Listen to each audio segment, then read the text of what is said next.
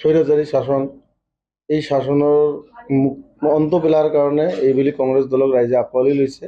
আৰু সেই হিচাপে আমি কংগ্ৰেছ দলৰ এজন সৈনিক হিচাপে যেতিয়া ৰাইজৰ ওচৰত যাওঁ, ৰাইজে বহুত ভালদৰে আমাক সঁহাৰি দি আছে। আৰু ৰাইজে কৈ আছে এইবুলি আমি এই বিলাসীপাৰা বিধানসভা সমষ্টিটোত কংগ্ৰেছ দলৰ প্ৰাৰ্থী যোনেই নহয় আমি জিকাই ল'ম বুলি মানে এটা আমাক বাৰ্তা ইতিমধ্যে দিছে। হঠাৎ কিয় বিধায়ক হ'বলৈ মন মেলিলে? এইটোতো হঠাৎ বুলি নহয়, 2006 চনৰ পৰা যেতিয়া ৰাজনীতি আমি ষ্টাৰ্ট কৰিছোঁ ছাত্ৰ জীৱনৰ পৰা, তেতিয়া হঠাৎ নহ'ল। কিন্তু কাম কৰি আছোঁ। এতিয়া আমি দেখিছোঁ যে না সময় হৈছে, মানে আমিও অলপ মেচুৰেট হৈছোঁ বা আমিও ৰাইজৰ হৈ কাম কৰিবলৈ আগবাঢ়ি আহিছোঁ বা কাম কৰিবলৈ পৰিপক্কভাৱে নিজকে সাজু কৰি তুলিব পাৰিছোঁ। কাৰণ আজিকালি আপোনালোকে ভালদৰে জানে কিছুমান নেতা ৰাজনৈতিক কেন্দ্ৰিক নেতা, মানে ইলেকশ্যন কেন্দ্ৰিক নেতা। ইলেকশ্যনৰ সময়ত মানে পুৰা চুট বুট পিন্ধি নেতাৰ গাড়ীত উঠিব, নেতাৰ পিছে পিছে ঘূৰিব, এনেকুৱা নেতা। আৰু আমি এনেকুৱা নহয়, আমি প্ৰতিদিনেই প্ৰতিটো মুহূৰ্তত আমি ৰাইজৰ হৈ কাম কৰা ব্যক্তি।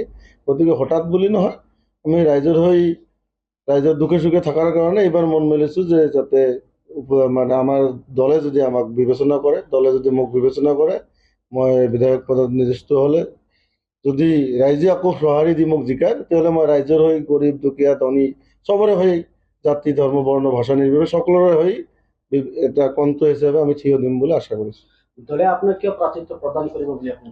দলে নিশ্চয় প্ৰাৰ্থিত্ব প্ৰদান কৰিব বুলি মই এইকাৰণে ভাবোঁ যে মই 2006 পৰা যেতিয়া ৰাজনীতি কৰিলোঁ, কলেজ ইলেকশ্যনৰ পৰা আৰম্ভ কৰি তাৰপিছত মই নিজে AP মেম্বাৰ থাকিলোঁ, তাৰপিছত সমষ্টি যুৱ কংগ্ৰেছ প্ৰেচিডেণ্ট থাকিলোঁ, মাইনৰিটিৰ ব্লক প্ৰেচিডেণ্ট থাকিলোঁ, ৰানিং ডিষ্ট্ৰিক্ট প্ৰেচিডেণ্ট হৈ কাম কৰি আছোঁ। দলৰ হৈ যিমান দিন ধৰি কাম কৰি আছোঁ, মই ভাবোঁ যে এজন দলৰ সৈনিক হিচাপে, এজন পুৰণা সৈনিক হিচাপে, দলৰ কাম কৰা হিচাপে, দলে কোনে কি কাম কৰি আছে আমাৰ হাইকমাণ্ডে খবৰ লৈ আছে বা ৰাইজৰ এই খবৰবিলাক আমাৰ হাইকমাণ্ডক দিয়ে আমাৰ নেতাসকলক। গতিকে সেইকাৰণে ভাবোঁ যে ময়ো এজন উপযুক্ত প্ৰাৰ্থী দলৰ, সেইকাৰণে মোকো টিকেট প্ৰদান কৰিব লাগে বুলি মই আশাবাদী। আৰু কংগ্ৰেছ দলৰ পৰা কেইবাগৰাকী প্ৰাৰ্থিত্ব প্ৰত্যাশী আছে, তাৰ ভিতৰত আপুনিও এগৰাকী অন্যতম। আপোনাক যদি দলীয়ভাৱে টিকেট প্ৰদান নকৰে, আপোনাৰ বিকল্প চিন্তাধাৰা কি? দলীয়ভাৱে টিকেট প্ৰদান নকৰিলে বিকল্প একোৱেই নাই। আমি দলৰ সৈনিক, দলৰ হৈ কাম কৰিম, এইটো আৰু কোনো বিকল্প নাই। দলৰ হৈ আমি বহুত দিন ধৰি কাম কৰাৰ স্বাৰ্থত আৰু এটা নিজকে পৰিপূৰ্ণভাৱে ৰাজনীতিত মানে নিয়োগ কৰাৰ স্বাৰ্থত আমি টিকেট বিচাৰিছোঁ। দলে যদি বিবেচনা কৰে দিব, নিদিলেতো আমি দলৰ কাম কৰি থাকিম। মইতো ডিষ্ট্ৰিক্ট জিলা সভাপতি এজন, মই আৰু দল বিৰোধী কাম কৰিম নেকি? এইটো অসম্ভৱ কথা। আৰু এইবিলাক আমাৰ দ্বাৰাই নহয়, আমি যিমান দিন ধৰি ৰাজনীতি কৰিছোঁ, দলে টিকেটৰ সময়ত আমি যিকেইজন প্ৰাৰ্থী আছোঁ, হয়তো বিভিন্নজনৰ মত বিভিন্ন, কাৰণ মই কোনটো লাইনত গ'লে মই টিকেট পাম, মই কেনেদৰে ৰাইজৰ লগত মিলিলে মোক ৰাইজে মোৰ হৈ দলক নেতৃত্ব জনাব, এনেকৈ আমি লিডাৰবিলাকে বৰ্তমান কেইদিন কাম কৰিছোঁ। কিন্তু যিদিনাখন টিকেটটো এজনে পাব, সেইদিনাখনৰ পৰা আমি সকলোৱে আকৌ দলৰ হৈ মাত মাতিম। আজিকালি হয়তো নিজৰ হৈ মই নিজে কেনেকৈ এষ্টাব্লিছ কৰিব পাৰোঁ তেনেকৈ অলপ ওলাই আছোঁ। কিন্তু যিদিনাখনৰ পৰা আমাৰ টিকেট হ'ব, সেইদিনাখনৰ পৰা আমি দলৰ।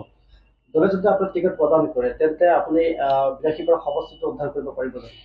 100% যে দলে যদি মোক টিকেট প্ৰদান কৰে, এইবেলি নিশ্চিত আমি একদম 100% জয়ী হ'ম। কাৰণ আপোনালোকে বিভিন্ন কাৰণ দেখিছে, আপোনালোকে জানে যে এই সমষ্টিত আমাৰ যিজন প্ৰাক্তন বিধায়ক আছিলে অশোক সিঙি বা বিজেপিৰ যিবিলাক প্ৰাৰ্থী থাকিব আৰু আমাৰ কংগ্ৰেছৰ যিজন প্ৰাৰ্থী থাকিব, মোকে যদি দিয়ে টিকেট, তাৰ বিজেপিৰ লগত আমাৰ ইয়াত কোনো ধৰণৰ কণ্টেষ্ট নহয়। এইকাৰণে নহয়, আপোনালোকে সমষ্টিটোৰ ডায়েগ্ৰামটোত বুজে, সমষ্টিটোত যি ধৰণে বিজেপিয়ে আপোনাৰ মানে পঞ্চায়ত ডিলিমিটেশ্যন, সমষ্টি ডিলিমিটেশ্যন, আপোনাৰ ৰাইজক এই পঞ্চায়তৰ পিছত যি ৰামঠগন দি আছে, তাৰপিছত এখেতসকলৰ লিডাৰসকলৰ যিবিলাক ভাষা জ্ঞান, আমাৰ বিশেষ কৰি সংখ্যালঘু ৰাইজৰ প্ৰতি যি অন্যায় অত্যাচাৰ কৰি আছে, সংখ্যালঘু ৰাইজক যি হাৰাশাস্তি কৰি আছে, উচ্ছেদৰ নামতে হওক, ধৰ্মৰ নামতেই হওক, হিন্দু মুছলমানৰ নামতে হওক, গতিকে এইবিলাক পৰিত্ৰাণ বিচাৰি ৰাইজে এইবাৰ কংগ্ৰেছক ভোট দিব। আৰু কংগ্ৰেছৰ প্ৰাৰ্থী হিচাপে যদি ময়ো প্ৰাৰ্থী হৈ থাকোঁ, নিশ্চয় ইনশাল্লাহ জিকিম বুলি মোৰ 100% বিশ্বাস।